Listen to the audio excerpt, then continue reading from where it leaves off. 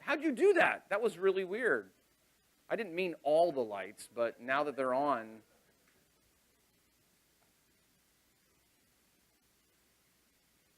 Okay.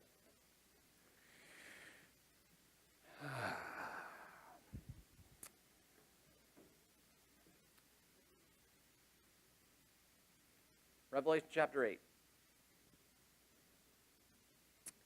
All right, so John's on the island of Patmos. It's towards the end of the first century. He's been exiled there by the Roman government for the word of God and for the testimony of Jesus Christ. They thought they could shut him up, but in reality, he has the greatest revelation of Jesus anyone's ever had. It's not just the revelation of Jesus in that it's about him. It's the revelation of Jesus in that he is the one doing the revealing. In chapter 1, we have the divine outline of the book of Revelation. John is instructed to write three things: the things which he has seen, the things which are, and the things which will take place after this. Chapter 1 is the things which he has seen, the vision of Jesus. The things which are 7 letters to 7 literal churches in first century Asia Minor, a Roman province in what we would think of as modern-day Turkey. Now, when you take those 7 churches as a whole, 7 being the number of completion, many Bible scholars have suggested that those 7 churches, when looked at as a whole, represent all of church history, the complete church age. Chapter 4 begins with the phrase, "after these things." Meta tauta. It correlates exactly back to Revelation chapter 1, verse 19, when Jesus says, write the things which you have seen, the things which are, and the things which will take place after this. Chapter 4 begins, after this. John hears a voice, like a trumpet, saying, come up here. Immediately, he's in the Spirit, in the heavenly throne room. It's a picture of the rapture of the church. And John sees in chapter 4 and 5 the throne of God surrounded by this innumerable multitude. The 24 elders and 24 thrones seated around the throne. The 4 living creatures with the 4 faces and the eyes in front and in back. And the wings flying around. They don't rest day and night, just continually worshiping the Lord. And the one seated upon the throne, God the Father, is holding in his hand a scroll sealed with 7 seals. No one is found worthy to come and to take the scroll and to loose the seals and to open it. When John realizes that no one is worthy to do this, he begins to weep much. And then he turns and he sees a lamb as though it had been slain, Jesus Christ. And Jesus alone is worthy to come and take that scroll and begin to break open the seals. In chapter 6, with the breaking of each of those seals, a judgment is poured out on earth. Chapter 6 concludes with the 6th seal. And we're kind of left in this place of holding our breath, wanting to know, well, what happens when the 7th seal is broken? Because it's been suggested that that scroll, though we don't know for sure, is some kind of scroll. It's been said it's a last will and testament, some kind of document concerning the disposition of the events of mankind, the culmination of human history. And it's not until each of those seals is broken that whatever is in the scroll can be carried out. And so we're waiting for the 7th seal to be broken. That's how chapter 6 concludes. Then we get to chapter 7, and it's like somebody hits the pause button. And we see these 144,000. 12,000 from each of the 12 tribes of Israel, specifically sealed to survive through the Great Tribulation and be evangelists, as it were, this army of servants evangelizing, spreading the gospel during that last 7-year period known as the Great Tribulation. And we also see this great harvest of souls coming out of the Great Tribulation. And so that's where chapter 7 concludes. That's where we are. So we're still in this place of waiting to find out what happens when the seventh seal is broken. Well, keep holding your breath, because the seventh seal, when it's broken, now there's going to be 7 trumpets. And I got news for you. After the 7 trumpets, there's going to be 7 bowls. Okay? It's been suggested, we've talked about this before, I'll remind us of this again, that when it comes to the 7 seals, or the 7 trumpets, or the 7 bowls, each of them representing a sequence of judgments being poured out on the earth during those last 7 years of human history. It's been suggested that they're not necessarily happening one after the other, so that you've got the 7 seals, then you've got the 7 trumpets, then you've got the 7 bowls, but in reality, they're all kind of happening at the same time. That as the 7 seals are being broken open, the 7 trumpets are being blown, the 7 bowls are being poured out, that all of these calamitous things are happening at the same time, as if one sequence of events is being shown from different camera angles, and with each telling of that sequence of 7, John is giving us a few more details about those judgments being poured out. And by the way, some of these things that we'll look at will definitely seem to tie in with what man likes to think of as natural events. Okay, tonight we'll talk about something that looks like a great mountain burning with fire, being thrown into the sea. And we'll talk about the fact that perhaps that's a meteorite colliding with planet Earth. You know, geologists tell us this has happened in the past. In fact, I didn't know this until I started studying this chapter. Chesapeake Bay is believed to have been created by a massive meteorite strike. There's a huge crater in the Indian Ocean, 25 times bigger than the crater in Arizona. So we know that these things have happened in the past. But the reason that I say that is there's a way in which we could look at these things in the book of Revelation and go, okay, well, these are all just sort of a sequence of natural disasters. Here's what we see from studying the book of Revelation. There will be a point when the people left on earth during this time will know that these are judgments from God. Okay? God may use certain, what we might think of as natural events, but they are God's judgment. And man will know that they are God's judgment. Okay, once again, we're reminded of the good news of the gospel. Jesus Christ did not come into the world to condemn the world. It's not as though the world was doing fine until Jesus showed up. And then once Jesus showed up, he kind of ruined everything by making this offer that unless we believe in him, we're all going to perish. No, we're all condemned. And Jesus showed up with the good news and said, if you believe in me, you can live forever. You can be saved. And when we see tonight, as these judgments unfold, we begin to understand some of the things that we are saved from. And yet, even these calamitous events that we read about in the book of Revelation, they still will not compare to the eternity of being separated from a God who loves us in darkness and in a place of torment forever. So, with that cheery lead-in, right? I mean, that's the thing. That's where we are in the book of Revelation. We're like right in the middle of it. With that cheery lead-in, let's read chapter 8, verse 1. When the Lamb, Jesus, broke the 7th seal, so that 7th seal is being broken, we read there was silence in heaven for about a half an hour. This is the verse that's been pointed to that says we know that there are no women in heaven. Just kidding. About half the people in the room appreciated the humor in that statement.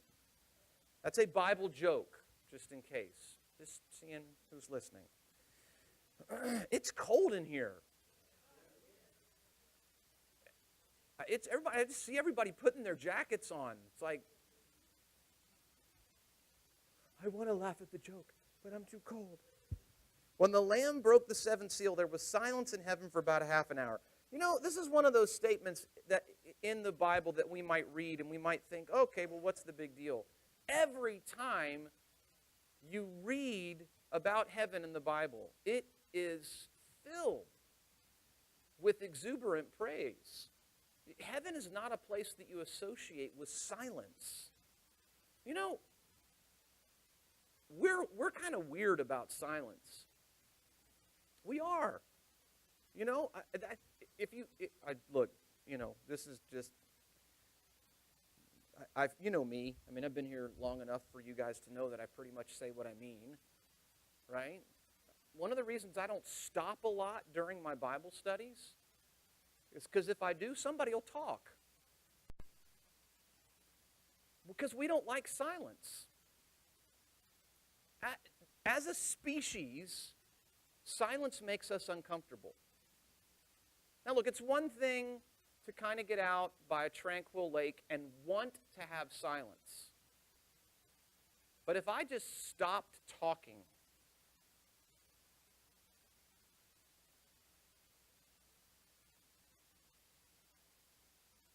see, people are already talking. I do this with my kids. I go into my kids' room. You know, we moved, and now Mandy, Gail, and Kaysen are sharing a room. They're in bunk beds, and they're in there kind of keeping each other awake. And I go in and I say, "Silence!" And it lasts for about 10 seconds. And then Kaysen will go, "Pee pee."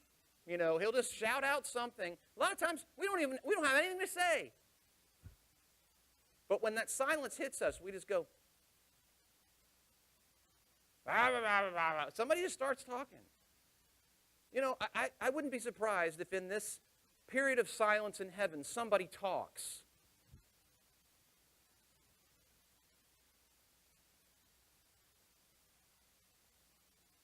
We need to listen more.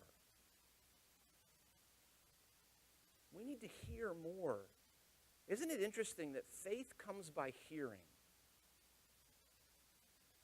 Yeah, you know, it's important to read our Bibles. It's important to watch movies about the Bible. But there's something specific and unique about the fact that faith comes by listening. Jesus says, "He who has ears to hear, let him hear." And there's this period of silence in heaven for about a half an hour. And why is that? You know, what's about to happen? It's almost like there's this sobriety about the occasion. Everything. I mean, think about the number of times we've talked about this repeating cycle of praise, that when the four living creatures see the elders worshiping, and when the elders see the multitude worshiping, when the multitudes see the four living creatures worshiping, how they all just begin to, as they see the other group worship, they're all just worshiping, "Holy, holy, you are worthy to receive blessing and honor and glory and power." And then all of a sudden, whoop, nothing. Silence. About a half an hour, because of the severity, the sobriety, the heaviness of this moment. We can live as believers, we can live kind of with the things in the book of Revelation or the things in the Bible for so long that it just becomes part of our mental furniture, and it ceases to impact us.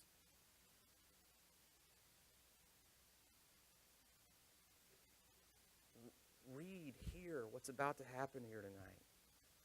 The Lamb breaks the seventh seal, and there's silence in heaven for about a half an hour. And John says in verse 2, "And I saw the seven angels who stand before God. And by the way, there is a belief, a popular thought in Hebrew tradition that there are 7 angels that stand before the throne of God. And so there seems to be something to that. Even the idea of the archangels is kind of taken from this idea of the 7 angels standing before the throne of God. So John sees these 7 angels who stand before God. 7 trumpets are given to them. And then another angel came and stood at the altar. Now, some people have looked at this other angel in verse 3 and said, well, that's Jesus. Now, it shouldn't concern us that anyone would think that Jesus being referred to as an angel is in some way sacrilegious or something. When we take what the meaning of the word angel is, literally, a messenger, we know that at times Jesus has been God's greatest messenger. And we also know in the Old Testament there are pre-incarnate appearances of Jesus. There are appearances of Jesus in the Old Testament before his birth in Jerusalem, and he's often referred to as the angel of the Lord. Now, here's the thing. Even though there's nothing wrong with the idea of Jesus being associated with the term angel, in the Greek language is a very rich language, much more rich than the English language. They have a couple of different words for another. One word means another of the same kind, and the second word means another of a different kind. So the word that's used here, another, in verse 3, is the specific word, another of the same kind. So when we see these 7 angels before the throne of God who are given these 7 trumpets, then we read, another angel of the same kind. That's why I believe this is not necessarily Jesus here in verse 3. Another angel of the same kind came and stood at the altar, holding a golden censer. And we've seen in the past the whole idea of the censers and the smoke ascending the incense before the throne of God. Another angel came and stood at the altar holding a golden censer, and much incense is given to him so that he might add it to the prayers of all the saints on the golden altar which was before the throne. And the smoke of the incense with the prayers of the saints went up before God out of the angel's hand, and the angel took the censer, filled it with the fire of the altar, and threw it to the earth. And there followed peals of thunder and sounds and flashes of lightning and an earthquake. I mean, it's vivid imagery. There's this period of silence in heaven, this break in the celebration, the tumultuous praise, this period of silence for 30 minutes. And then these angels, these 7 angels, are given these 7 trumpets. And then there's this other angel who comes forward with this censer. And he fills it with fire from the altar, and adding to it is the prayers of the saints. And he takes the censer and he just throws it at the earth, and thunder, lightning, noises. Did you know you've prayed for this to happen? You have prayed for this to happen. You say, Kevin, I would never pray for that to happen. Anytime you have prayed, thy will be done, thy kingdom come on earth as it is in heaven. This is what we see happening. This is the righteous judgment of God mingling with the prayers of the saints to see his ultimate will being accomplished on planet Earth. It's striking imagery here that we see. Now, after the angel takes the fire from the altar and puts it into the censer, and it's thrown to the earth, and there's all this outbreak, the peals of thunder, the lightning, the flashes, the noise. The 7 angels, verse 6 says, who had the 7 trumpets prepare themselves to sound. just such a, I just read this chapter and I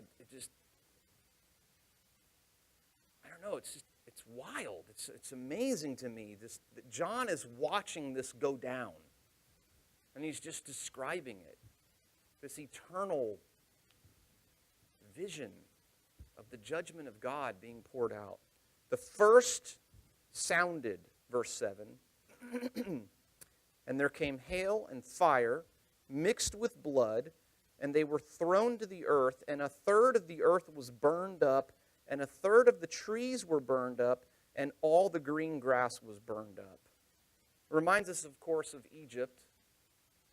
You know, we think about the plagues during the Exodus, one of those plagues being the hail and the earth being scorched.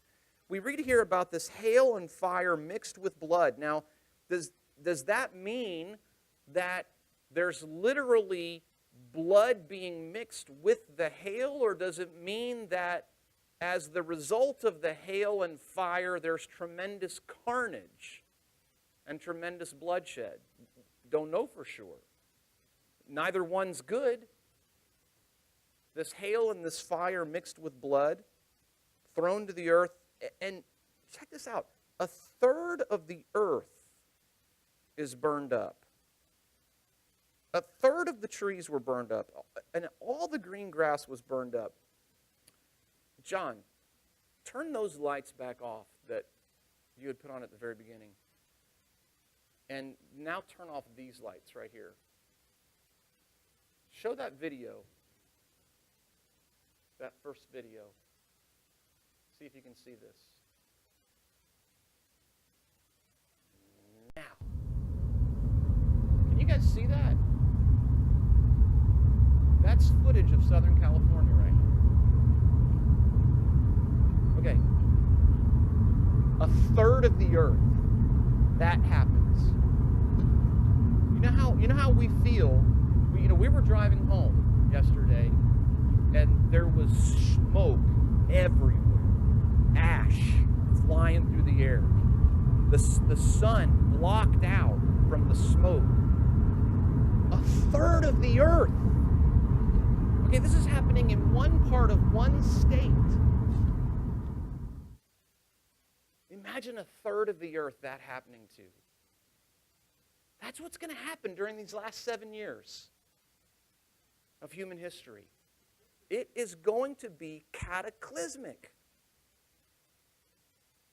Okay, now let's read about, that's one trumpet. Now let's read about the next trumpet. You can bring those ones back up right there. Leave the other ones off for a second. Verse 8, the second angel sounded, and something like a great mountain burning with fire was thrown into the sea, and a third of the sea became blood. And a third of the creatures which were in the sea and had life died, and a third of the ships were destroyed. By the way, let me make this observation. We've talked before in some of our earlier studies about there's definitely different approaches to the book of Revelation. There's the historical viewpoint where much of what we read has already happened. There's the poetic viewpoint where we don't really know what it means, that it's all just metaphor and all simile and all poetic, and it means something, but we don't know for sure what it means. Then there's the prophetic viewpoint where there are things that are going to happen, and as we study the book of Revelation, we can read and we can understand to a certain degree. We don't know everything as we read the book of Revelation, but we can understand and discern some of what's going to happen. And I'll give you an example of what I mean. Back up for just a moment to where I just was in verse 7. Okay, the historist viewpoint. And look, this is not meant to be a criticism. I'm just illuminating this because I want you to know how I'm approaching this study.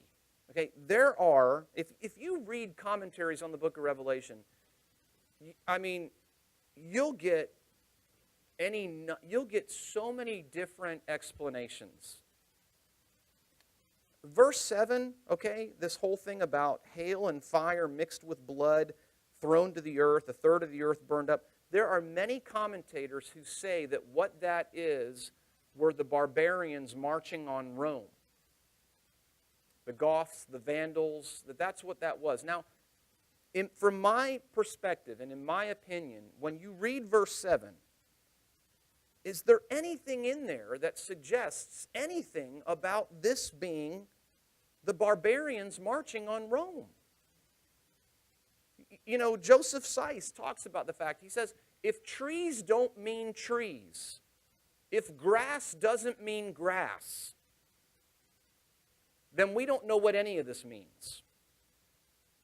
Okay, now it's important to note, and this is why I take the time to mention this, because in verse 8, when the second angel sounds his trumpet, John very specifically uses the word like. He says, when the second angel sounds, something like a great mountain burning with fire is thrown into the sea. So it's not like Mount Everest is picked up off planet Earth and thrown back into the sea. It's not a great mountain. It's something like a great mountain. It's something with the size and mass of a mountain. It has the appearance of a mountain, and it's burning with fire, and we read how it is thrown into the sea, and once again we read about a third of the sea becoming blood, a third of the creatures which are in the sea dying, a third of the ships are destroyed. I find it interesting how, do you remember how during the betrayal and arrest of Jesus, when Caiaphas prophesied and he didn't even know it? You guys remember that? It's interesting to me how so often stuff comes through the media that alludes to this. For instance, this clip. Turn off those lights again, John. I don't know if you remember this. You might want to turn the volume up for this one.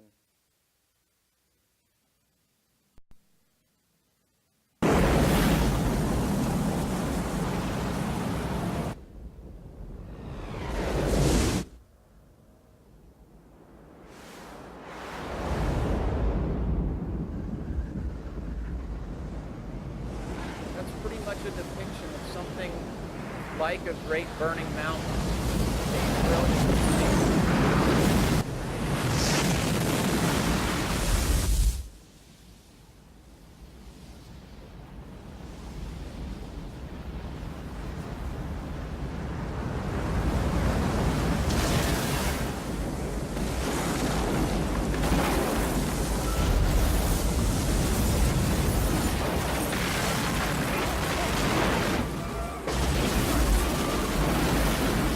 It interesting when Hollywood comes out with that stuff, because here's what happens. You start trying to tell people about what this says. You know what they say? You've seen too many movies. That sounds like something out of a science fiction film. The Bible tells us that God has put eternity into the hearts of man. Romans chapter 1 tells us that man knows there is a God, that we know the righteous judgment of God. I find it interesting how so often what's put out creatively reflects what's written in here. And I think it's partially done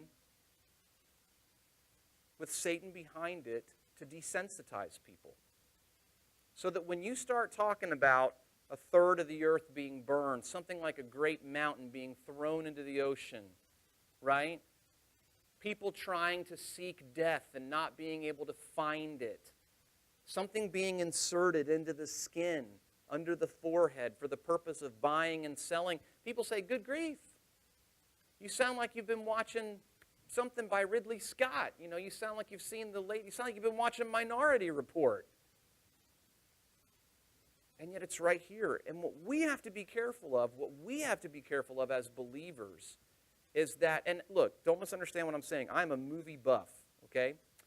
So I'm not saying don't go watch movies. What I'm saying is don't allow that to desensitize you to the reality of this. Because this has a message, a real message, and something is going to happen in those last 7 years where something like a great mountain burning with fire is going to be thrown into the ocean. NASA already talks about.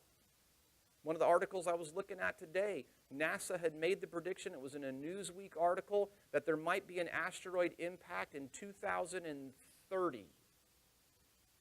That's 13 years from now. And again, we know it's happened in the past. Okay, so imagine this. A third of the earth burning with fire. A third of the trees burned. All the green grass burned. Now, something thrown into the ocean, and a third of the ocean turned to blood. A third of all sea life dead. Ships in the ocean gone. In fact, some people have brought up the fact that back when this was written, when they would write about the sea, they would have been very specifically talking about the Mediterranean Sea.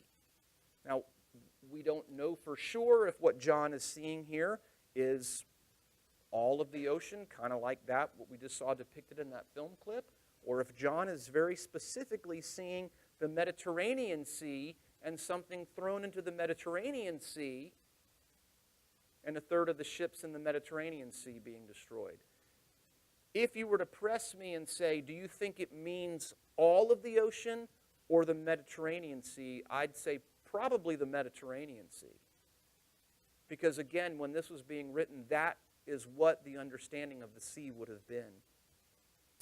But a third of the creatures in the sea dying, a third of just the upheaval, the cataclysmic destruction, the ecological disaster, a third of the waters being turned to blood. Again, it calls to mind the judgments poured out on Egypt back during the Exodus.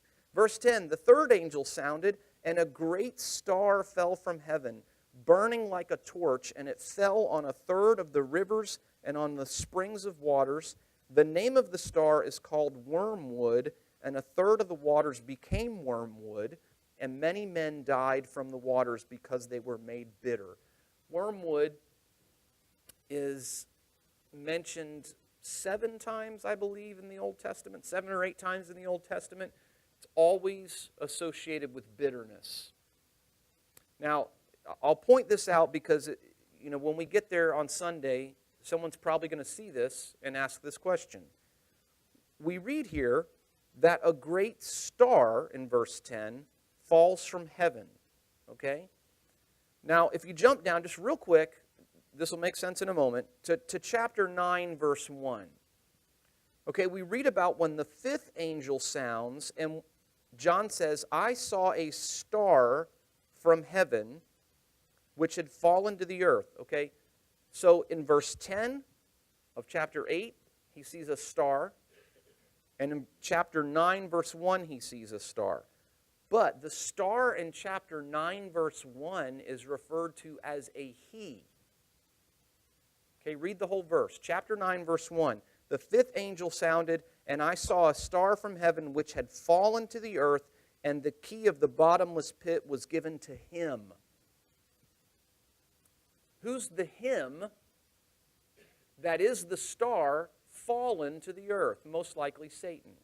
We know from other places in Scripture the angels are referred to as stars. So we're reading about, in chapter 9, verse 1, a fallen star, and he's given the key to the bottomless pit. Now, the reason that I point that out is because, come back to verse 10 of chapter 8, the 3rd angel sounds, and a great star, because somebody might say, well, if the star in chapter 9, verse 1 is a him, isn't it possible that the star that we read about here, right, in verse 10 and 11, the name of the star being called Wormwood, the difference is that the star here is called an it, not a him. The 3rd angel sounded, verse 10, and a great star fell from heaven, burning like a torch, and it fell on a third of the rivers and on the springs of the waters. So, you've got a third of the earth burned, a third of the grass burned up, the green grass burned up. You've got this mountain burning with fire thrown into the waters, the third of the ocean becoming like blood, a third of the sea life dying. Now you've got this star falling into the waters, and all the fresh water, a third of it, turning bitter, and men dying because of the great bitterness, the poisoning of the water. Verse 12, the fourth angel sounds, and a third of the sun, and a third of the moon, and a third of the stars are struck, so that a third of them would be darkened, and the day would not shine for a third of it, and the night in the same way. You know, Jesus talked about that. Jesus in Matthew chapter 24 and Mark chapter 13 talks about after the tribulation, the sun would be darkened and the moon would not give its light. So it's important that we see in verse 12, we're not talking about the brightness meter on the sun being dimmed by a third. We're talking about a third of the day the sun will not shine. And a third of the night, the stars will not shine. The moon will not give its light. You'll go outside and it'll be pitch black. You go outside, it'll be pitch black, and at the same time, a third of the earth will be burning, a third of the fresh water supply on the earth will be poisoned, and a third of the sea will be turned to blood, and the sea life will have died. Wow. And isn't it crazy, though? Have you noticed that if that happens to a third, what's left? 2/3. Here's the amazing thing about this. Even in the midst of this judgment, you see God's mercy. Because what's left is greater than what's struck. A third of the earth burns, that means 2/3 isn't burning. A third of the fresh water is struck, that means 2/3 isn't struck. A third of the sea life dies, that means 2/3 isn't. A third of the day doesn't have sun, that means 2/3 does. So even in the midst of this judgment, you see God's incredible mercy. Verse 13, John says, "Then I looked, and I heard an eagle." Okay, now here's the thing. Some translations are going to say in verse 13 that an angel is flying through the midst of heaven. Some translations will say an eagle is flying through the midst of heaven. In the Greek language, there's only one letter difference between eagle and angel. And so it's very possible that in the translation, one of those letters was mistranslated. And there's some debate over, is it an eagle flying through the midst of heaven, or is it an angel flying through the midst of heaven? I would say this, I'm not sure it really matters, okay, because what matters is the message. Look, does it really matter if it's an angel flying through the midst of heaven saying, "Woe, woe, woe to those who dwell on the earth because of the remaining blasts of the trumpet," or if it's an eagle flying through the midst of heaven saying, "Woe, woe, woe"? Does it matter? I'm not sure that it does. I personally believe it's an angel. But my point is the message, and here's what the message is, okay? The message of either this angel or this eagle flying through the midst of heaven, woe, woe, woe. You'd think that the message would be, wow, this is bad. You'd think the message would be, whoa, a third of the earth is burning. Whoa, a third of the ocean has been struck and turned to blood. Whoa, a third of the fresh water supply has been poisoned. Whoa. A third of the sun, or a third of the daylight's gone. You'd think that is what the angel, the eagle, would be proclaiming. Here's what he's saying. It's about to get worse. Whoa. Right? Woe, woe, woe to those who dwell on the earth because of the remaining blasts of the trumpet of the three angels which are about to sound. Wow, if we think it's bad up to this point, wait till you see where it goes from here. So come back on Sunday, and we'll go into chapter 9 together. Father, we love you so much. When we look at this chapter tonight, we are blown away, not at your power, not at your power, but at your grace, because you've chosen to forgive us. We read this tonight, and our hearts are so grateful that we're not going to be here to go through this. But Lord, may we never forget this is what we deserve. May each of us, Lord, live daily with the confrontation of our own sinfulness and not in some way begin to think that we as the church have done anything to be better than those who these judgments will be poured out upon. Lord, help us to remember it's all because of your grace, and it's all because of your mercy and your great love for us. And Father, tonight we just want to bask in your goodness. We want to pray tonight, Jesus, for those whom we know that are lost. Father, I pray for my brothers. I pray for my sister. I pray for my wife's family. I pray, Lord God, for so many friends that I have known over the years that still to this day I know don't know you. We all, Lord, have people in our lives who don't know you. Father, your word talks about the God of this age blinding the minds of people. Would you please, in your mercy, lift the veil and let these people see Jesus and believe and be spared these judgments.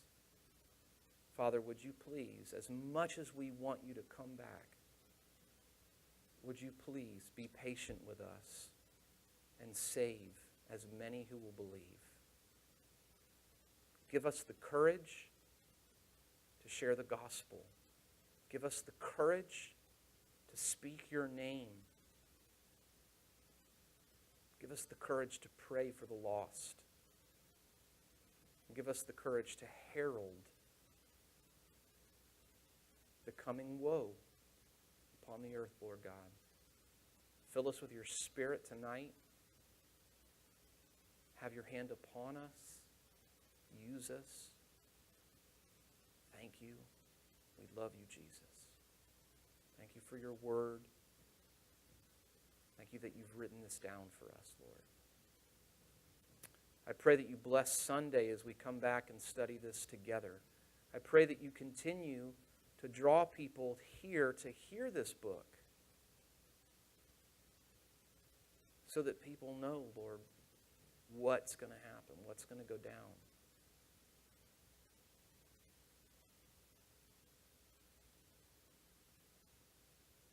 Let's just wait on the Lord for a minute tonight.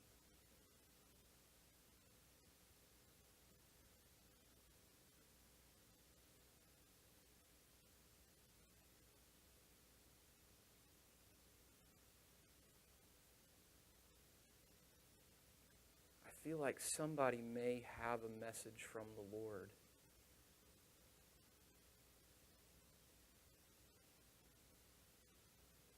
Not a prayer request,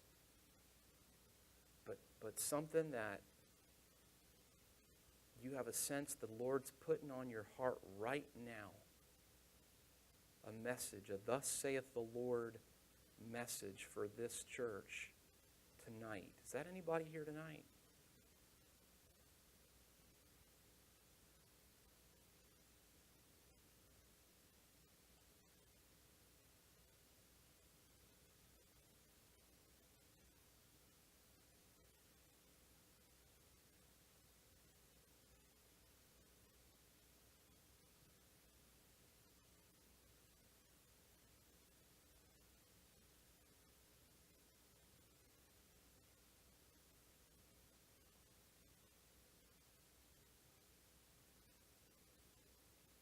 Lord, we just love you. We bless your name. We just want to go out singing your praise, Lord. Thank you.